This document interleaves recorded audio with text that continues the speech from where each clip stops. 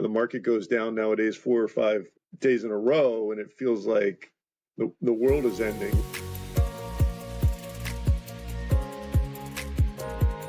I had a conversation with a friend of mine who's not a client, and I was picking his brain one day. This was last year, and it was when Trump announced the tariffs and the market was going down. And we were actually on the treadmills together, and I was just asking him, like, what are you doing?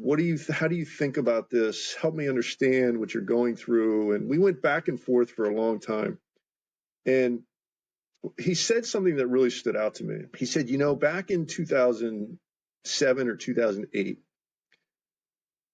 I thought I should make a decision, but I never did.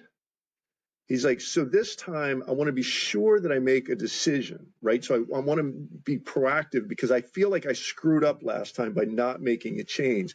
And I regretted that. I regretted for all this time that I didn't make a change. And so this time I'm not going to have any regret. I'm going to go ahead and make that change. And I said to him, I said, by not making a change back in 2007 and 2008, by just staying the course and doing what you did, you turned out better off than actually making a change.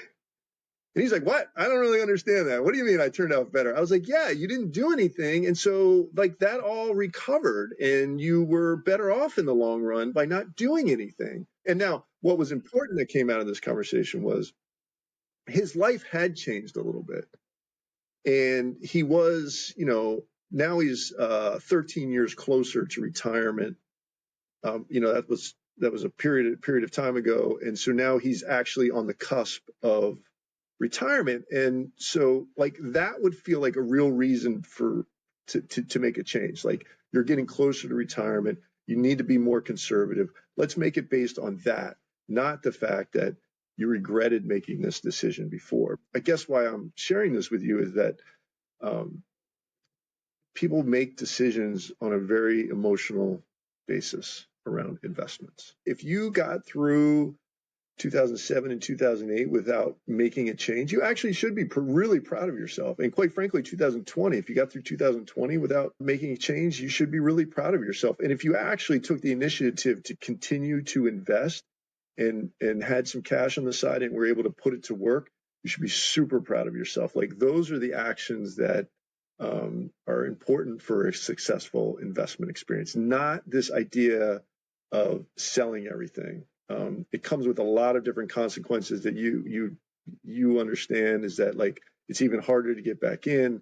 You can put yourself in a really difficult tax position.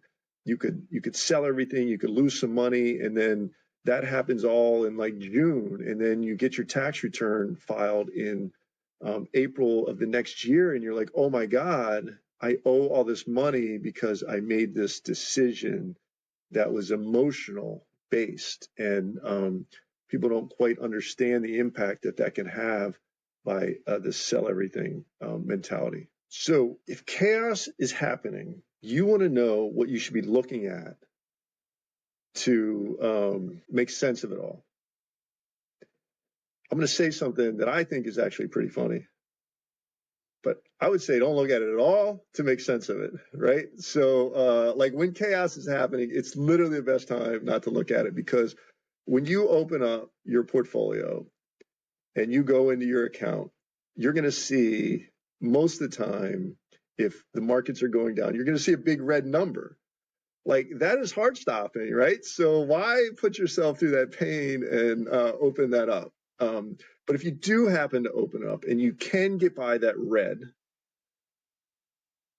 you want to then say, all right, what is that red in relationship to what just happened in the market today? So let's say the market went down by 1%. Like you look at your portfolio and you see some red there. Yes, but is that 1% of your total portfolio? Or is it just like 0.1% that it went down? Yes, it's red, but is it in proportion to what's happening out there in the real world? So that's one place I would focus. And then if you just looked at your investment sort of spread, how you're diversified in your portfolio, you want to understand like how much risk you're actually taking. Most people feel like when the market changes, their whole portfolio is impacted by the market change, but if you step back and you look at it and you say, all right, how is my portfolio set up to be invested? And what steps did we take to make those decisions in the first place? Did I want to be in a conservative investment? Did I tie it to my investment returns? Did I tie it to what I actually would need to be able to live the lifestyle I want?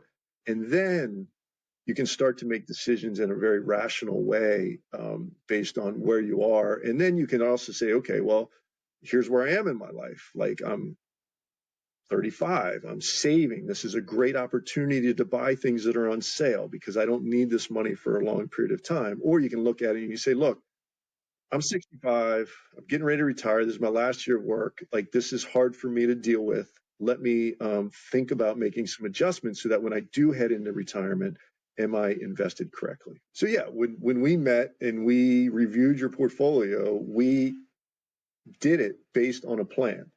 So we said, what are your assets? What are your goals? What are your objectives? How much money you're going to need in the future? Where's that going to come from? All that stuff. So yeah, we always are going to start you off with a plan. And that plan is designed to create a portfolio, not a portfolio first. Like, we're going to create a plan for you, and then we're going to build the portfolio out so that we know that it's there and it's going to help you reach your objectives in the best way possible, and it's going to allow you to sleep at night. And then we're going to take care of things that we can control. We're going to keep your expenses low. We're going to manage for taxes. We're going to rebalance. We're going to do all these sort of proactive actions, not in the midst of a market correction. When you're in the midst of it, it is not easy. I want to be super clear about that. Like, this is your money. This is your life savings. This is what you've worked really hard to do. And so to accumulate for yourself, for your family. And so it is not an easy thing to do to stay the course. So I get it. I completely understand like why it's so hard to do. But you can get through it. It gives you a chance to get through it if you actually start with a plan.